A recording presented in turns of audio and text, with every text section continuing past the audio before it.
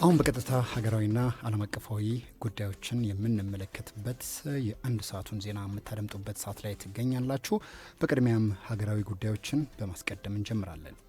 ቡናን ወደ ቱሪዝም መስህብነት ለመቀየር እየተሰራ መሆኑ ተነግሯል። የቱሪዝም ሚኒስቴር የሀገሪቱን የቡና ንግድ ከሸቀጥነት ባለፈ ለቱሪዝም መስህብነት ለማዋል የሚያስችል አዲስ እንቅስቃሴ መጀመሩን አስታውቋል። ሚኒስቴሩ ይህንን እቅድ ለማሳካትም ከጃፓን ዓለም አቀፍ የትብብር ኤጀንሲ ጋር በትብብር እየሰራ መሆኑን ገልጿል። በቱሪዝም ሚኒስቴር የመስህብ ልማት ዴስክ ኃላፊ ነስርዲን መሐመድ በተለይ ለትርታ እንደገለጹት ቡናን የቱሪዝም መዳረሻ የማድረግ ስራ ልዩ ትኩረት ተሰጥቶት እየተሰራ ይገኛል። ሚኒስትሩ ከጃፓን በተጨማሪ ከኢትዮጵያ ጋር ተመሳሳይ የቡና ባህል ካላቸው ሌሎች የኤዥያ ሀገራት ጋር በጋራ ለመስራት ማቀዱንም አክለው ጠቁመዋል። ይህ ስትራቴጂ ኢትዮጵያ ያላትን የቡና ታሪክና ባህል ለዓለም አቀፍ ጎብኚዎች በመሸጥ ተጨማሪ የውጭ ምንዛሬ ለማግኘት ያለመ ነውም ተብሏል። ይሁን እንጂ የቡና ቱሪዝም አዲስ ጅማሮ ከመሆኑ ጋር ተያይዞም ተግዳሮቶች እንዳሉትም ገልጸዋል። ከእነዚህ መካከል ቡና አምራቾች ስለ ቱሪዝም ያላቸው ግንዛቤ ዝቅተኛ መሆን፣ የምርት መረጃዎችን መጠንና ሁኔታ በአግባቡ አለማሳወቅና የመሰረተ ልማት ለቱሪስቶች ምቹ አለመሆን ዋና ዋና እንቅፋቶች መሆናቸውን ለትርታ ገልጸዋል ሲል ባልደረባችን አበበ ተገኝ ዘግቦታል። የአቪዬሽን ደህንነት ማሻሻያ ረቂቅ አዋጅ በሕዝብ ተወካዮች ምክር ቤት የውጭ ግንኙነትና የሰላም ጉዳዮች ቋሚ ኮሚቴ ውይይት ተደርጎበታል። ለ21 ዓመታት ያገለገለው ነባሩን የአቪዬሽን ሴኩሪቲ አዋጅ ቁጥር 432 ህዝባር 1997 ማሻሻል ያስፈለገው በዘርፉ እየታዩ ያሉ ተለዋዋጭና ውስብስብ የደህንነት ስጋቶችን በአስተማማኝ ሁኔታ ለመመከት መሆኑን የብሔራዊ መረጃና ደህንነት አገልግሎት አስረድቷል። በአስረጂው መድረክ ላይ የተገኙት የብሔራዊ መረጃና ደህንነት አገልግሎት ምክትል ዋና ዳይሬክተር አቶ ርስቱ ይርዳው የኢትዮጵያ አየር መንገድ በዓለም አቀፍ ደረጃ ተመራጭ እንዲሆን ካደረጉት ዋና ዋና ምክንያቶች አንዱ አስተማማኝ የአቪዬሽን ደህንነት መሆኑን ገልጸዋል። አዲሱ ረቂቅ አዋጅም ይህንኑ ስም በማስቀጠል ረገድ የላቀ ፋይዳ እንዳለው አመላክተዋል። የቋሚ ኮሚቴው ሰብሳቢ ዶክተር ዲዮማ ኖህ በበኩላቸው የኢትዮጵያ አቪዬሽን ደህንነት በዓለም አቀፍ ተቋማት ዘንድ እውቅና ያለው መሆኑን ጠቅሰው በከፍተኛ ደረጃ እንደሚያሳድገው ተናግረዋል። ረቂቅ አዋጁ በዓለም አቀፍ የሲቪል አቪዬሽን ድርጅት መስፈርቶች መሰረት የተዘጋጀ ሲሆን የዘርፉን ዓለም አቀፍ ተቀባይነትና ተወዳዳሪነት ይበልጥ እንደሚያጠናክር በውይይት ላይ ተመላክቷል። የቋሚ ኮሚቴው ሰብሳቢ ዶክተር ዲማ ነጎ በበኩላቸው የተገለጹት ይህ የአቪዬሽን ዓለም አቀፍ ተቋማት ዘንድ ያለው እውቅና መሆኑን ጠቅሰው ይህ ረቂቅ አዋጅ የደህንነት ስራውን የመፈጸም አቅሙ ከፍተኛ ደረጃ ላይ ያደርሰዋል ሲሉ ነው የተናገሩት። አሁን ደግሞ በቀጥታ ሀገራዊ ጉዳዮች አጠናቀን ከውጭ ወዳገኘናቸው ዜናዎች ስናልፍ አፍሪካን ቀዳሚ እናደርጋለን። በአፍሪካ የመጀመሪያው በበረሃማ አካባቢ የተዘረጋ ግዙፍ የጭነት ባቡር መስመር በአልጄሪያ አገልግሎት መስጠት ጀመረ።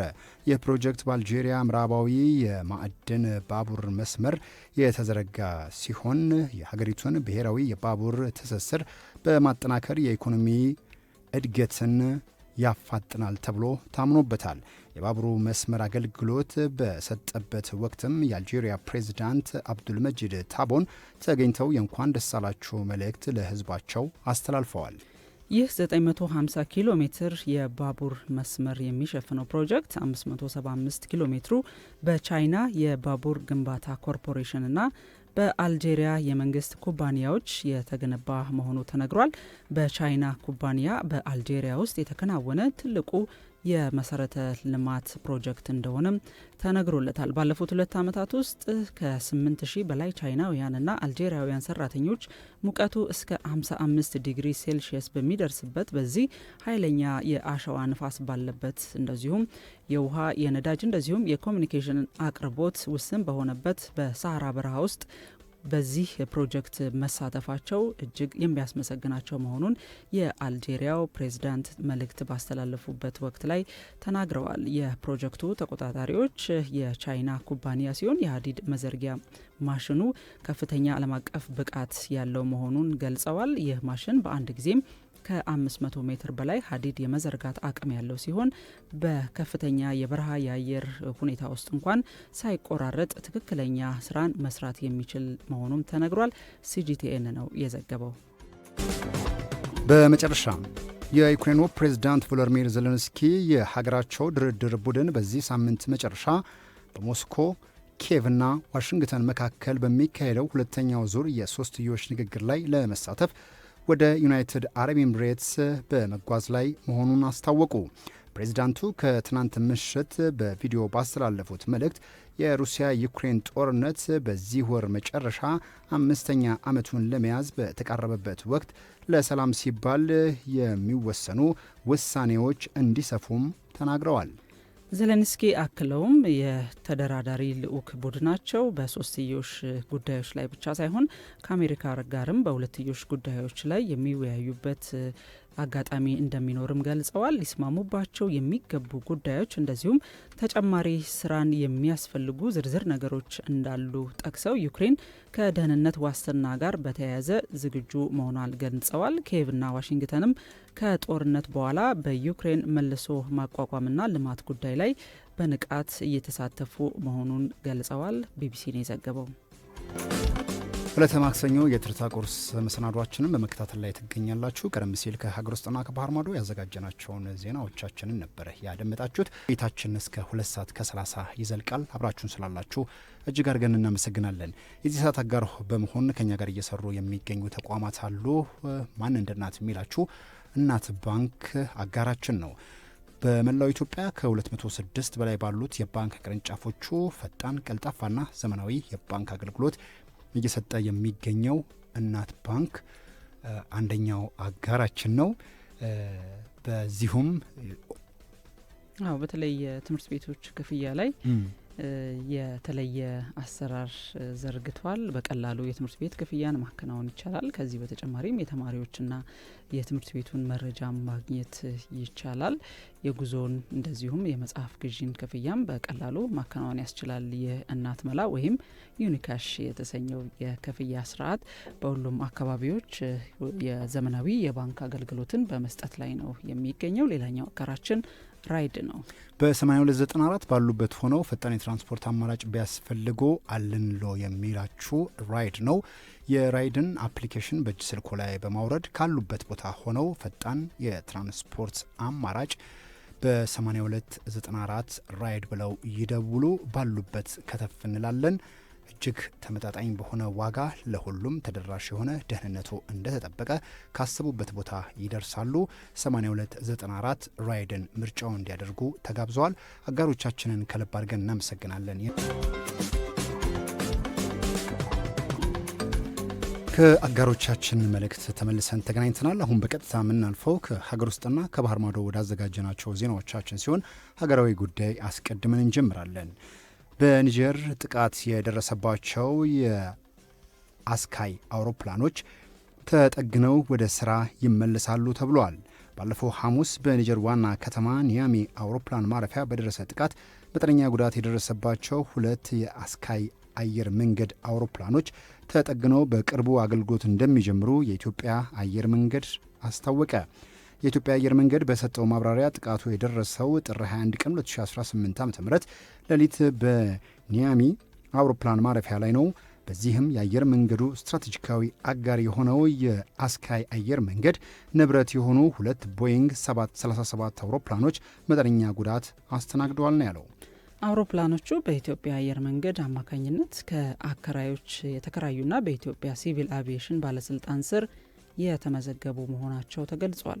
ጉዳቱን ለመገምገምም ወደ ስፍራው ያመራው የቴክኒክ ቡድን በአውሮፕላኖቹ ላይ የደረሰው ጉዳት ቀላል መሆኑን አረጋግጧል ብሏል። በአሁኑ ወቅትም የጥገና ስራው እየተከናወነ ሲሆን አውሮፕላኖቹ አስፈላጊውን የደህንነት ፍተሻ አጠናቀው በቅርቡ ወደ መደበኛ በረራ እንደሚመለሱም ተገልጿል።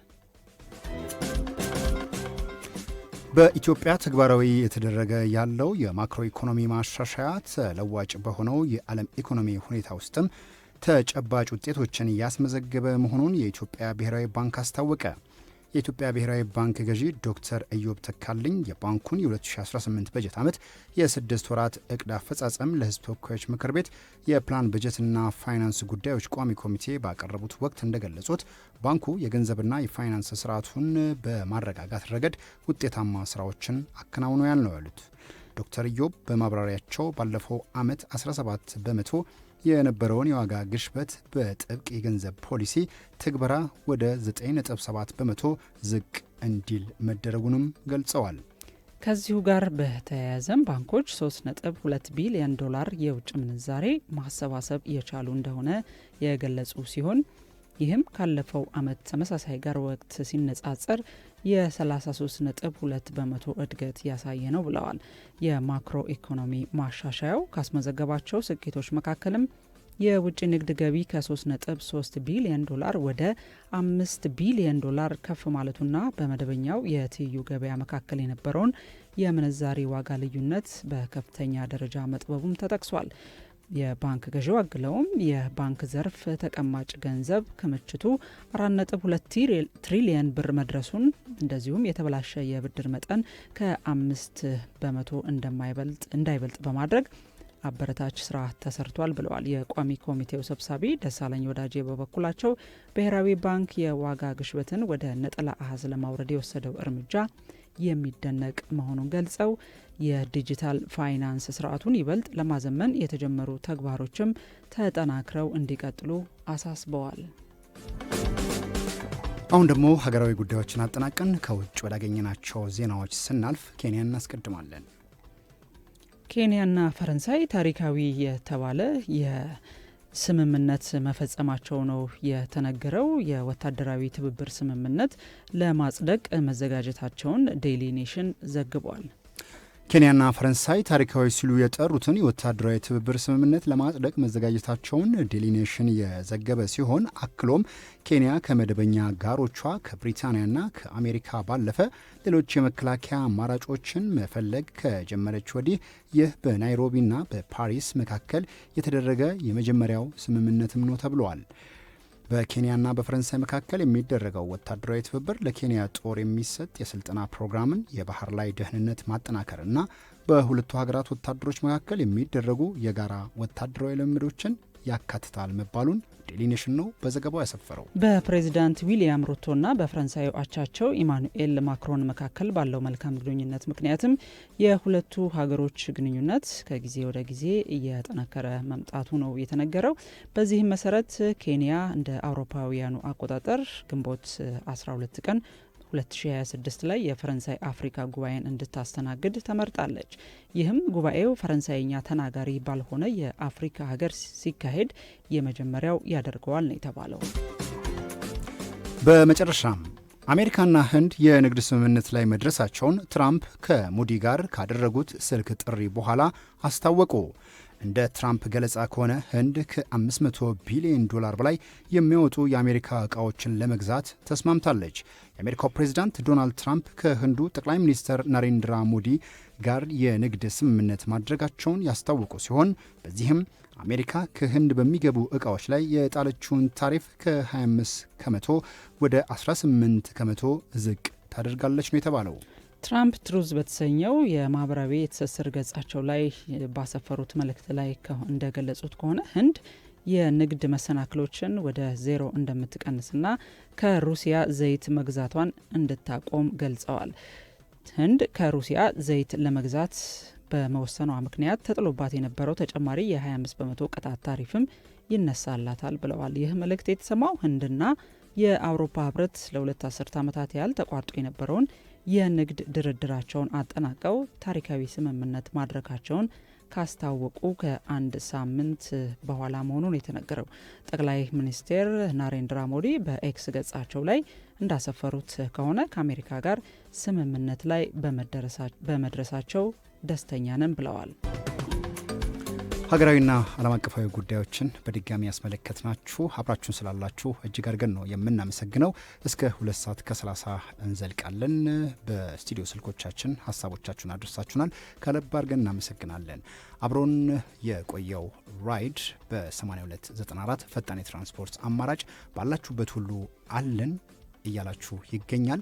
መልእክቱን እንስማና ተመልሰን ስንገናኝ እኛ በተለያዩ ዓለም አቀፋዊ መረጃዎችን እንዲሁም ደግሞ ስፖርታዊ ጉዳዮችን ጠብቃችኋለን። መልእክቱ ይቀድማል። ካሰቡበት ለመድረስ ውጥኖን ለማሳካት በመንገዶ ሁሉ አብሮት የሚጓዝ ብርታት፣ እምነትና ጽናትን የሚያጎናጽፈው ራይድ ብዙዎች ምርጫቸው አድርገውናል፣ ተደስተውብናል። ራይድ የጊዜ ጉዳይ ተመልሶ አይመጣምና ጊዜውን በአግባቡ ተጠቅመው ያሻውን ይከውኑ። ራይድ ዋጋችን ፍጹም ተመጣጣኝ፣ ነገን ለማየት የደህንነት ጉዳይ ወሳኝ ነውና ከምንም በላይ ለደህንነቶ እንጨነቃለን። ራይድ ፈጣን ኑሮን አቅላይ ልዩ የዘመናችን ግኝት። ወደ 8294 አሁኑኑ ይደውሉ። ጎግል ፕሌይ ላይ በመግባት ራይድ ፓሴንጀር ኢቲ ብለው አፕሊኬሽኑን በስልኮ ላይ ይጫኑ። ሁሌም ከጎኖ ሆነን። 8294 ራይድ ፈጣን አማራጭ። ራይድ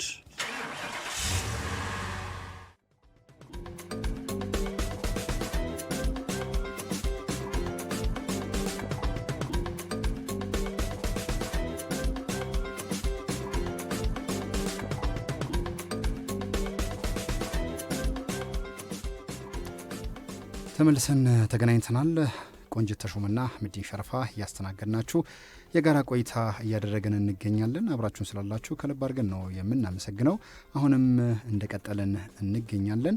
በዓለም ላይ እጅግ አስገራሚ የሚባሉ ወይም ደግሞ ፈገግ የሚያሰኙ አንዳንድ ሕጎችን ስትሰሙ ትደነቃላችሁ።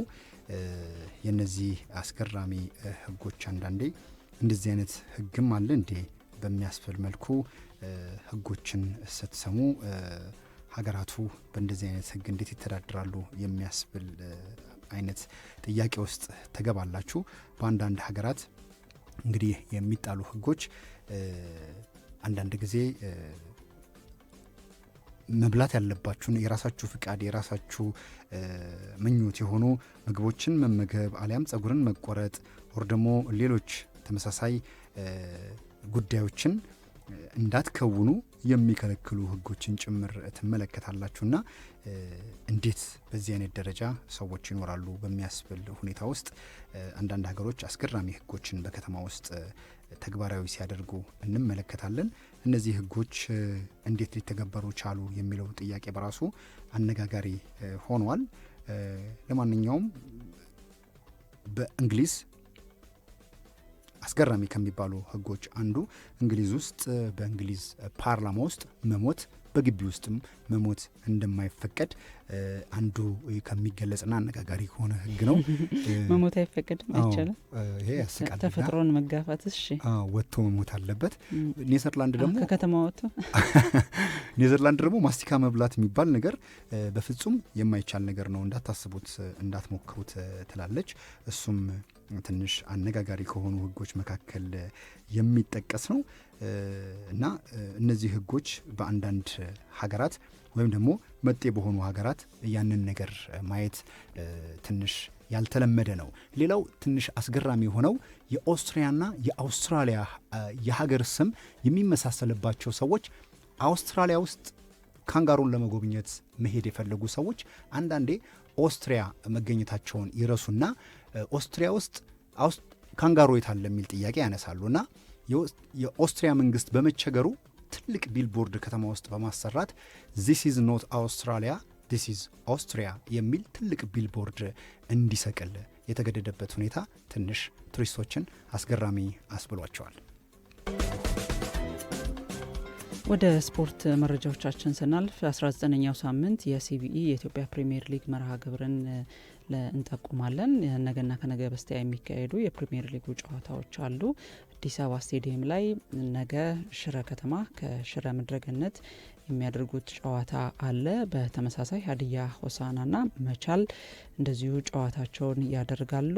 ኢትዮ ኤሌክትሪክ ከሲዳማ ቡና አዳማ ከተማ ከሐዋሳ ከተማ እንደዚሁም ባህር ዳር ከተማ ከኢትዮጵያ ንግድ ባንክ የሚያደርጉት ጨዋታ በነገው ዕለት የፕሪሚየር ሊጉ መርሃ ግብር ላይ የተካተቱ ጨዋታዎች ናቸው። ከነገ በስቲያ ሐሙስ ቅዱስ ጊዮርጊስ ከወልዋሎ አዲግራት ዩኒቨርሲቲ አዲስ አበባ ስቴዲየም ላይ የሚያደርጉት ጨዋታ እንደዚሁ ተጠባቂ ነው። አርባ ምንጭ ከተማ ከድሬዳዋ ከተማም ጨዋታቸውን ያከናውናሉ።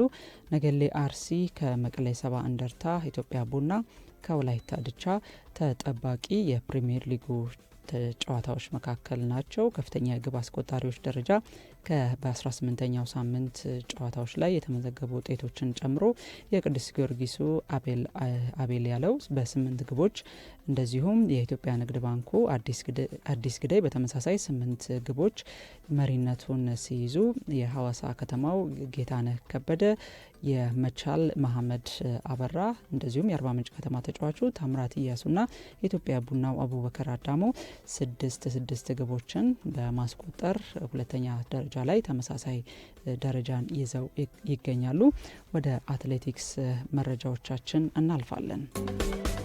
አትሌት ጽጌ ድጉማ በትላንትናው ዕለት በአሜሪካን ዩናይትድ ስቴትስ በተካሄደ የ2026 ሚድሮስ ጌምስ የዓለም አትሌቲክስ የወርቅ ደረጃ ያለው የቤት ውስጥ የሴቶች የ1000 ሜትር ውድድሯን አድርጋ በስቴዲየሙ አዲስ ክብረ ወሰን የሆነ ሰዓት አስመዝግባ ድል አድርጋለች። የ1000 ሜትር ርቀቱንም 2 ደቂቃ ከ35 ሰከንድ 50 ማይክሮ ሰከንድ በመግባት ነው ጽጌ ያሸነፈችው። ወደ ሌላ የአትሌቲክስ መረጃዎች ስናልፍ የልዩ ዘመቻ እዝ የ65ኛ ዓመት የመቻል ክብረ በዓል ያስመለከተ የሐዋሳ ከተማ ላይ የሚካሄድ የ10 ኪሎ ሜትር ውድድር ተከናውኗል። በቅርብ ጊዜያት ወዲህ እንግዲህ ሐዋሳ ከተማ ላይ የጎዳና ላይ ሩጫዎች በተደጋጋሚ በመካሄድ ላይ ይገኛሉ። በቀጣይም እንግዲህ የካቲት 1 ላይ ታላቁ ሩጫ በኢትዮጵያ የሚያዘጋጀው የሐዋሳ ግማሽ ማራቶን አለ። የጎዳና ላይ ውድድር ዓለም አቀፍ የውድድር መድረክ ነው። ከዚህ በፊትም የኢትዮጵያ አትሌቲክስ ፌዴሬሽን ከሳምንት በፊት በሐዋሳ ላይ የ10 ኪሎ ሜትር የጎዳና ላይ ውድድር ማድረጉ ይታወሳል። የልዩ ዘመቻ በመከላከያ ሚኒስቴርና በጆርጋ ኢቨንትስ የተዘጋጀ ይህ የ10 ኪሎ ሜትር የጎዳና ላይ ውድድርም የፊታችን የካቲት 7 ቅዳሜ በሐዋሳ ከተማ እንደሚካሄድ ለመረዳት ችለናል። ይህንን ዝግጅት በተመለከተም መረጃውን አዘጋጆቹ ሰጥተዋል። በከፍተኛ የገንዘብ ሽልማት ደረጃ ለአሸናፊዎች ይሰጣል ነው የተባለው። የግል ተወዳዳሪዎች መመዝገብ ይችላሉ። የመጀመሪያ ደረጃውን ይዞ ለሚያጠናቅቅ ይህንን ውድድር ግማሽ ሚሊየን ብር 500,000 ብር ይሰጣል ተብሏል። ሁለቱም በወንድም በሴትም ለሚያሸንፉ ተወዳዳሪዎች 500,000 ብር ተዘጋጅቷል። ሁለተኛ ደረጃን ለሚያሸንፉ ደግሞ ሁለተኛ ደረጃን ይዘው ውድድራቸውን ለሚያጠናቅቁ የ250,000 ብር፣ ሶስተኛ ደረጃን ይዘው ለሚጨርሱ ተወዳዳሪዎች የ100,000 ብር ሽልማት ተዘጋጅቷል። አራተኛና አምስተኛ ደረጃን ይዘው ለሚያጠናቅቁ አትሌቶች ተወዳዳሪዎች ደግሞ የ50ና የ25,000 ብር ሽልማት መዘጋጀቱን አዘጋጆቹ ይፋ ያደረጉት መረጃ ያመላክታል። ወደ ውጭ ዜናዎቻችን እናልፋለን። ትላንት እንግዲህ በተካሄደ የእንግሊዝ ፕሪሚየር ሊግ የመጨረሻ ጨዋታ መርሃ ግብር ሰንደርላንድ በርንሌይን ያሸነፈበትን ጨዋታ ተመልክተናል። ባለሜዳው እንግዲህ የ3-0 ድል በማስመዝገብ እንግዲህ የፕሪሚየር ሊጉ ቆይታውን እያጠናከረበትን ውጤት አስመዝግቧል። ሌላ በዛሬው ዕለት የካራባኦ ካፕ የግማሽ ፍጻሜ የመልስ ጨዋታ በአርሰናልና ቼልሲ መካከል ይከናወናል። ሁለቱ የለንደን ክለቦች እንግዲህ ስታንፎርድ ብሪጅ ላይ ባደረጉት የመጀመሪያ ጨዋታ አርሰናል 3-2 በሆነ ውጤት ማሸነፉ ይታወሳል። ዛሬ በሜዳው የሚጫወተው አርሰናል ወደ ፍጻሜው ለማለፍ የተሻለ እድል እንዳለው ነው የተነገረው። እንግዲህ በጨዋታው ምን አይነት ውጤት ሊመዘገብ እንደሚችል ግምት መስጠት ከወዲሁ ቢያስቸግርም ከቅርብ ጊዜ ወዲህ በፕሪሚየር ሊጉ እያሳየ ያለው ጠንካራ አቋም አርሰናል በሜዳው የሚጫወት ከመሆኑም ጋር ተያይዞ ጨዋታውን የማሸነፍ እድል እንዳለው ነው እንግዲህ የተነገረው። መድፈኞቹ የካራባው ካፕ ፍጻሜ ከደረሱ 8 ዓመታት ያለፈ ሲሆን ዋንጫውን ደግሞ ካነሱ 33 ዓመታት መቆጠሩን መረጃዎች ያመላክታሉ። ቼልሲ በአንጻሩ 5 ጊዜ ውድድሩን ማሸነፉ የሚታወቅ ሲሆን ውድድሩን የካራባው ካፕን ዋንጫ ያነሳው ከ10 ዓመት በፊት እንደነበረ ይታወሳል። በዛሬው ጨዋታ በአርሰናል በኩል ሚኬል ሜሪኖ እንደማይሳተፍ ይፋ ሆኗል። ስፔናዊው ተጫዋች በእግር ጣት ጉዳት ለሳምንታት ከሜዳ ይርቃል ነው የተባለው። የሰሜን ለንደኑ ክለብ ቡካዮ ሳካንም የማሰለፍ እድሉ ጠባብ እንደሆነ የተነገረው። ተጫዋቹ በሊድስ ዩናይትድ ጨዋታ ላይ ሲያሟሙቅ ጉዳት ገጥሞት እንደነበረ ይታወሳል። ለፕሪሚየር ሊጉና ለቻምፒየንስ ሊጉ ጨዋታም በቀጣይ ተጫዋቹን ለመጠበቅ ሲሉ አሰልጣኝ ሚኬል አርቴታ ተጫዋቹን ላያሰልፉት እንደሚችሉ ነው የተገመተው። እንግዲህ ከዚህ ወደ ቼልሲ ደግሞ ያለውን መረጃ ስንመለከት በሀዘን ምክንያት ቼልሲ ወጣቱን የብራዚል የፊት መስመር ተጫዋች ኤስቴባውን ወደ ስብስቡ እንግዲህ አሳልፎ ነበር። ወደ ስብስቡ ተመልሶ በዛሬው ጨዋታ ያሰልፈዋል ተብሎ ነው የሚጠበቀው። ፒተር ባንክስ በዋና ዳኝነት ጨዋታውን ይመሩታል ተብሎ ይጠበቃል። ጨዋታው ምሽት 5 ሰዓት ጀምሮ መተላለፍ ይጀምራል። እንግዲህ የተከበራችሁና የተወደዳችሁ አድማጮቻችን ትርታ 97.6 ኤፍኤም ላይ ነው የምትገኙት። የተለያዩ አጫጭር ስፖርታዊ መረጃዎችን ነበር ያደረስናችሁ። በተለይ የአርሰናልና የቼልሲን ጉዳይ የበለጠ በጉጉት እንዲጠበቅ ነገሮችን አይተሻቸዋል። መልካም ነበረ። ዛሬ የሚደረጉ የተወሰኑ ጨዋታዎች አሉ። እነሱም እንጠቁማቸውና በተለይ በሴሪያ ቦሎኛ ከሚላን ጋር የሚያደርገው ጨዋታ እንደዚሁ ይጠበቃል። ሌላው በኮፓ ዴል ሬይ የሚጠበቀው ጨዋታ የባርሴሎና ከአልባቴ ጋር የሚያደርገው ጨዋታ እንደዚሁ እጅግ ተጠባቂ ጨዋታ ነው። የቻምፒዮንሺፕም እንደዚሁ ተጠባቂ ጨዋታዎች አሉ። ባርሴሎና ከ5 ሰዓት ላይ ምሽት 5 ሰዓት ላይ የሚያደርገው ጨዋታ ነው በኮፓ ዴል ሬይ ማለት ነው። የቻምፒዮንሺፕ ጨዋታ ላይ የተወሰኑ ውድድሮችን እንንገራችሁ፣ የሚካሄዱ ውድድሮችን ማለት ነው። ብላክበርን ሮቨርስ ከሼፊልድ ዌንስዴይ ጋር የሚያደርገው ጨዋታ 4 ሰዓት ከ45 የሚጠበቅ ሲሆን እንዲሁም ሼፊልድ ዩናይትድ ከኦክስፎርድ ዩናይትድ ጋር በተመሳሳይ ሰዓት 4 ሰዓት ከ45 የሚጠበቅ ጨዋታ ነው። ፖርትስማውዝ ከኢፕስዊች ታውን ጋር በተመሳሳይ ሰዓት የሚጠበቅ ጨዋታ ነው። በፖርትስማውዝ ሜዳ የሚደረግ ጨዋታ ነው። ሆል ሲቲ ከዋትፎርድ ጋር ሁሉም ጨዋታዎች በተመሳሳይ የሚደረጉ ናቸው። የሻምፒዮንሺፕ ጨዋታዎች ማለት ነው። 4 ሰዓት ከ45 ይደረጋል። እነዚህን ጨዋታዎች በተመቻችሁ ሰዓት እንድትመለከቱ ጋበዝ ናችሁ። አድማጮች የትርታ ቁርስ የማክሰኞ እለት መሰናዶን እየተከታተላችሁ እዚህ ሰዓት ደቂቃ ላይ ቆይታችኋል። የብርቱ ቀን መሰናዷችን በኢትዮጵያ የንግድ ስራ ውስጥ ስማቸውን መትከል ከቻሉት መለያቸውን ብራንዳቸውን በስፋት ካስተዋወቁትና በውጤትም የሚታወቁት መካከል ሞላ ማሩን በብርቱ ቀን መሰናዷችን አንስተናቸዋል። የእለቱን የአየር ሁኔታ የሀገር ውስጥና የባህር ማዶን መረጃን አስከትለን እንደዚሁ ወደ ስፔኗ ማድሪድ ከተማ በመጓዝ ያለውን የጎብኚዎች መስህቦችን ተመልክተናል። የቴክኖሎጂ መሰናዷችን ደግሞ በኤአይ በአርቲፊሻል አስተውሎት ዙሪያ ያጠነጠነ ነበረ። የዳሰሳ መሰናዷችን ታዳጊዎችና የቴክኖሎጂ ውጤቶች ተጽዕኖን የተመለከተ መሰናዶ ነው። ይህንን በሌላም ዝግጅትም የምንመለስበት ርዕሰ ጉዳይ እንደሆነ ከወዲሁ ለመጠቆም እንወዳለን። ችግሩ እንግዲህ እንደምታውቀው አመዲን ኢትዮጵያ ውስጥ ግልጽ የሆነ ህይወትን የታዳጊዎችን ህይወትን እስከ ማጥፋት ድረስ የደረሰ በቀላሉ የምናውቃቸው እኛ ያናገርናቸው 2 ወላጆች ይህንን አረጋግጠውልናል። ህይወት እስከ ማጥፋት የሚደርስ የቴክኖሎጂ ውጤት በየቤታችን እንዳይገባ እነዚህ ወላጆችም ድምጻቸውን አሰምተዋል። በቀጣይም የሚሰሩ ስራዎች አሉ። እኛም ያንን የጠቆምን እንግዲህ መረጃውን በስፋት ለአድማጮች እናቀርባለን። ይሄ በጣም አሳሳቢ ርዕሰ ጉዳይ ነው። አዎ፣ በዚህ አጋጣሚ እንደው ማንሳት ካለብን እኛም በ2 ተከታታይ ፕሮግራማችን ትኩረት የሰጠ ነው። አንደኛ በሰሞነኛ ዝግጅት በፕሮግራሙ ላይ እኔና አንቺ እንግዶቻችንን ይዘን በተገኘንበት በጣም ስሜታዊ ሆነው እንደውም በማረጋጋቱ ይቀርብ ወዳጅሽም ስለነበረ ሰውየው ጠንካራም ናቸው። እንደገና ደግሞ ብቻ ምንድነው ያሉት? እኔ ደረሰብኝ ጉዳት ዛሬ እኔ ቤቴ መቀመጥ እችላለሁ። በርካታ ወጪ እንዳደምጣችሁት አድማጮች፣ በርካታ ወጪ አውጥቼ ወደ አደባባይ የወጣሁት በስሟ ፋውንዴሽን በመቋቋም ያንን ፋውንዴሽን የሚመለከታቸው የመንግስት አካላትም ጥያቄው ቀርቦላቸዋል። ተባባሪ ሆነው ሌሎች ህጻናት የሚያሳዝኑ ህጻናት ሳይደርሱ ከዓላማቸውም ሳይሆኑ እነሱን መጠበቅ አንችልም፣ ግን በመተባበር ነቅተን ምን እያደረጉ ነው የሚለውን ስራ በጋራ ለመስራት ሁሉም ተባባሪ እንዲሆንና ልጁን እንዲያዳምጥ እንዲሰማና እንዲጠብቅ እመክራለሁ ሲሉ ተናግረዋል። ይህንን ጉዳይ መጨረሻም ውጤት ይኖረዋል ብለን ተስፋ እናደርጋለንና ትኩረት ያስፈልገዋል። እንግዲህ በጥቂት ግለሰቦች ብቻ ሳይሆን ሁላችንም ተሳትፎ ልናደርግበት የሚገባ ነው። የሀገር ጉዳይ የትውልድ ጉዳይ ስለሆነ በየቤታችን ችግሩ ከመምጣቱ በፊት እንደ ቤተሰብ እንደ ወላጅ መነጋገር፣ መስራት ያለብንን ስራ አስቀድመን ልንሰራ ይገባል መልእክታችን ነው። በሌሎች መሰናዶዎቻችንም እንደዚሁ ትኩረት የሚያስፈልጋቸው ሀገራዊ ጉዳዮችን እንመለከታለን። አህመዲን ሸረፋና ቆንጅት ተሾመ ፕሮግራሙን እየመራን ቆየን። ብርክቲ ገብሩ የፕሮዳክሽን ስራዎች ጥራት እንዲኖራቸው አድርጋለች። ቴክኒኩ ላይ ኢዩኤል አሰፋ ስርጭቱ በቀጥታ በጥራት እንዲሰራጭ አድርጓል።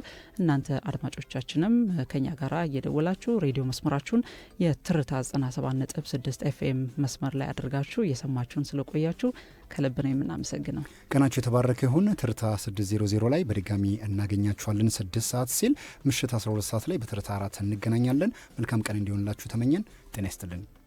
ትርታ